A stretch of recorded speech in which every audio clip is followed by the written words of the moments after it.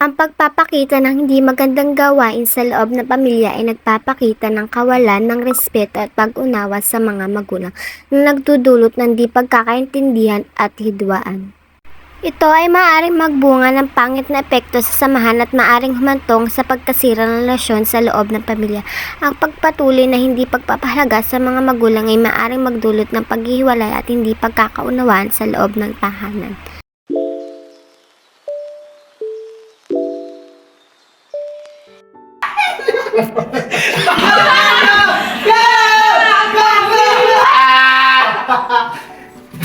Ba ginagawa niyong ingay dyan? Ba't ikaw ang gumagawa niyan? Naglalaro ang mga bata doon.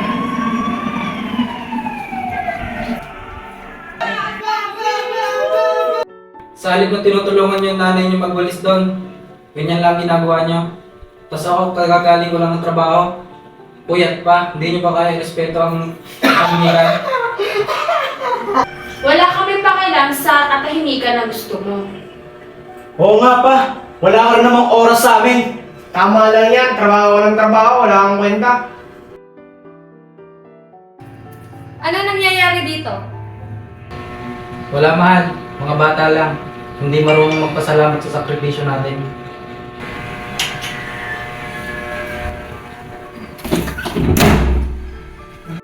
Hindi yan dahilan para mawalan kayo ng respeto sa aming mga magulang nyo. Respeto? Ano respeto? Wala naman kayong ginawa kundi magtrabaho. Tsaka, oo nga, hindi nyo naman pinapansin ah. Ang saya-saya yung trabaho nyo, hindi nyo kami naalala.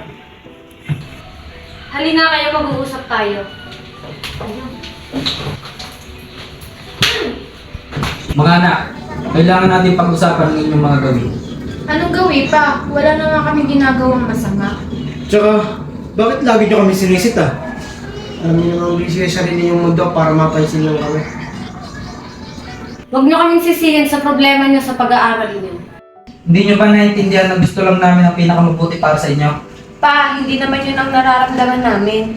Tsaka parang hindi nyo kami pinapansin. Pa, tama si Ira, parang wala kaming lugar sa inyo.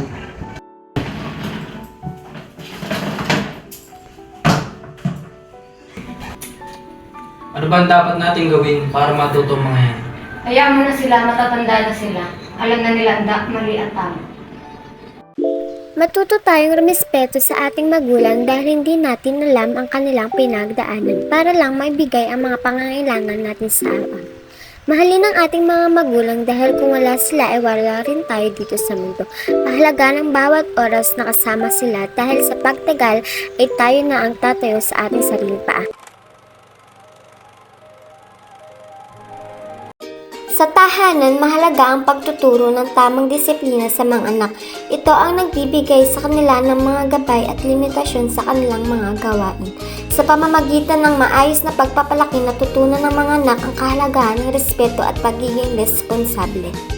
Ang pagtuturo ng disiplina ay hindi lamang tungkol sa pagpaparusa kundi pati na rin sa pagbibigay ng positibong halimbawa. Sa ganitong paraan, lumalaki silang mga individual na may disiplina at integridad.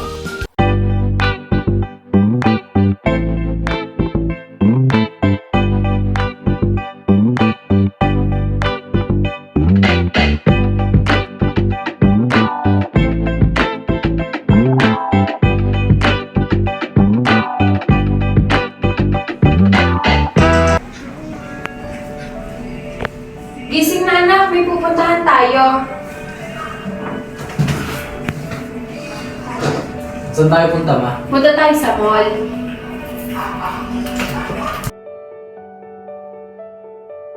Ate, kuya, gising na kayo. Punta daw tayong SM, sabi ni mama. Wait muna bago tayo umalis. Kailangan muna nating ayusin ang ating hinigaan at ang buong bahay.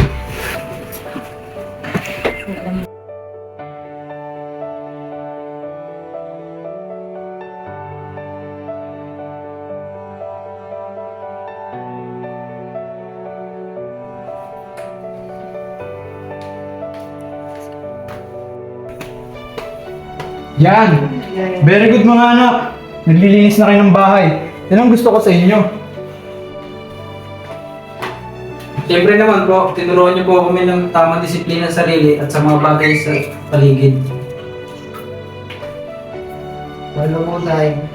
Oo nga tay, na-apply po namin yung mga gandang asal na tinuro niyo po ni nanay. Mga anak, tara na! Anong oras na? Ba't ang tagal nyo? Oo nga eh. Natutuwa ako sa mga bata eh. Natututunan nila yung mga disiplinang binibigyan natin sa mga tinuturo natin sa kanila. Mabuti naman nyo kung ganun mga anak. Very good kayo. At tama, pupunta tayo sa mall, mag-e-enjoy tayo. Paano? Yay! Tara na! Yay!